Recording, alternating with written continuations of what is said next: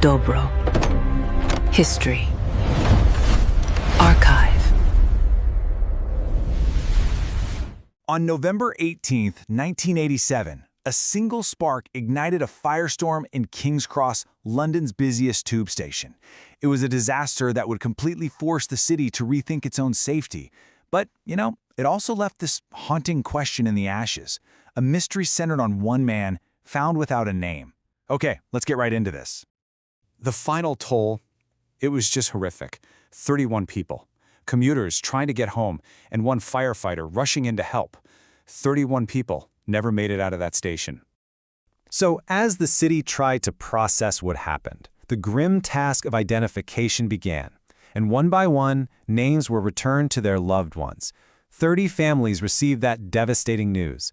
30 families could finally begin to mourn.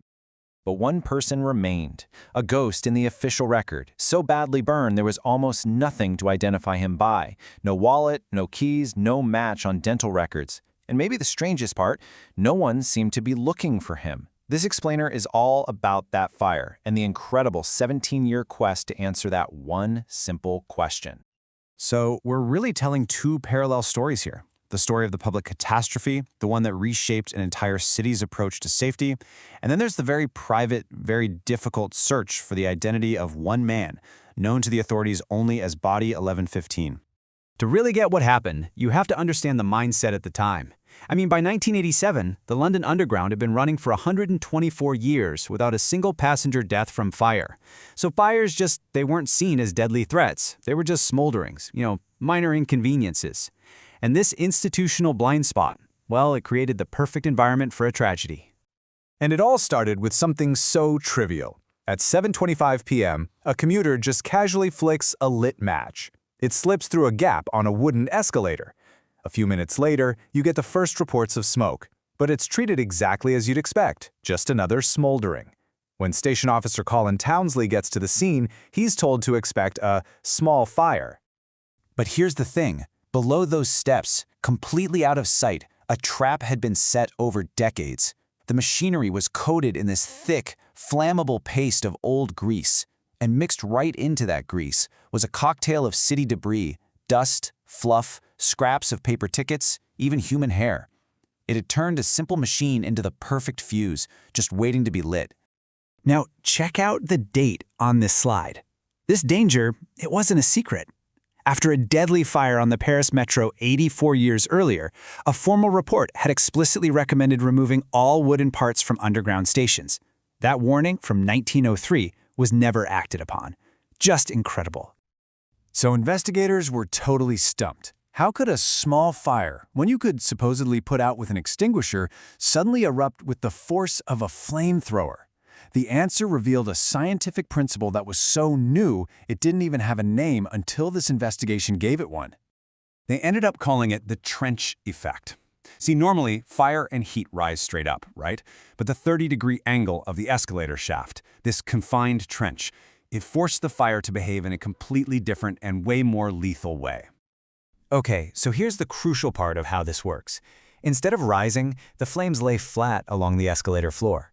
Then the metal sides of that trench acted kind of like the barrel of a gun, creating this focused jet of invisible, superheated gas. And this jet shot up the tunnel way ahead of the actual flames, basically flash heating all the wooden steps above it to their combustion point. And then, at exactly 7:45 p.m., the trap was sprung. In a single terrifying instant, every single preheated wooden step on that escalator ignited at the same time. The fire didn't just creep, it detonated. Witnesses described a jet of flame that shot up the escalator tunnel and just exploded into the packed ticket hall, freezing the station clock in time forever. The fire wasn't fully out until almost 2 a.m. The official inquiry that followed was brutal, condemning a culture of blindness and complacency. The tragedy's legacy is nothing short of a revolution in safety, a revolution paid for with 31 lives. And this table just brilliantly illustrates the scale of those changes. Every single one of the network's 420 wooden escalators was replaced with metal. The smoking ban became total and was strictly enforced. Staff training was completely overhauled, and modern smoke and heat detectors were installed everywhere. The London Underground you travel on today is a direct result of that night. The public disaster now had its answers and its reforms, but that one private tragedy, it was still unsolved. While debating the fire report in Parliament, a member posed this haunting question, and it just perfectly captures the mystery that the fire left behind. All right, let's move on and see how this all built. While the whole system was being rebuilt, the investigation into one man's life was just getting started. And you have to remember, in 1987, forensic science was a totally different world. Without modern DNA analysis, identifying Body 115 was a monumental challenge.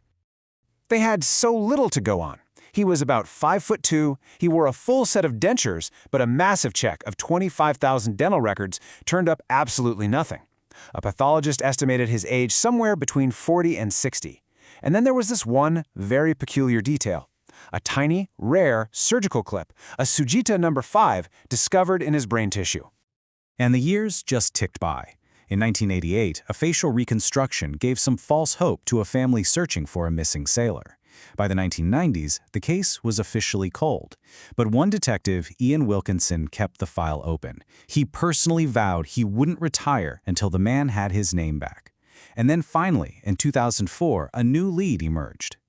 A family in Scotland read a newspaper story about the anniversary of the fire, and it prompted them to contact the police about their father, Alexander Williamson Fallon. He'd moved to London after his wife died and had fallen on some hard times. They'd kept in touch by mail, but the letters just stopped, abruptly, in November 1987. So why wasn't he identified sooner? The heartbreaking truth is, investigators had actually looked at his case before, but ruled him out. And the reason? A simple, fatal assumption. The pathologist estimated the victim's age to be between 40 and 60. Alexander Fallon was 72. For 16 years, his identity stayed hidden, all because of an educated guess. But this time, police focused on that one hard piece of evidence, the surgical clip. They unearthed Fallon's old medical records, which confirmed he'd had brain surgery and had a Sugita clip put in. Using modern techniques, they superimposed a photograph of Fallon over an image of the skull, and it was a perfect match. In January 2004, Body 115 was finally identified. But let's just rewind for a moment to 7:45 p.m. on that night, to Station Officer Colin Townsley. Eyewitnesses later said they saw him right at the top of that fiery escalator, not retreating, but actively steering people away from the danger. The official inquiry would later call it a heroic act. Townsley was overcome by the toxic smoke and the heat. His crew later found him near an exit. But he wasn't alone. He was lying right next to a passenger he had been trying to guide to safety. This fire will always be a story of science and of systemic failure. But at its heart, it's a human story. A story of a hero, Station Officer Colin Townsley, and the passenger he died protecting. The man who for 17 long years was known only as a number, but whose name we now know, Alexander Williamson Fallon.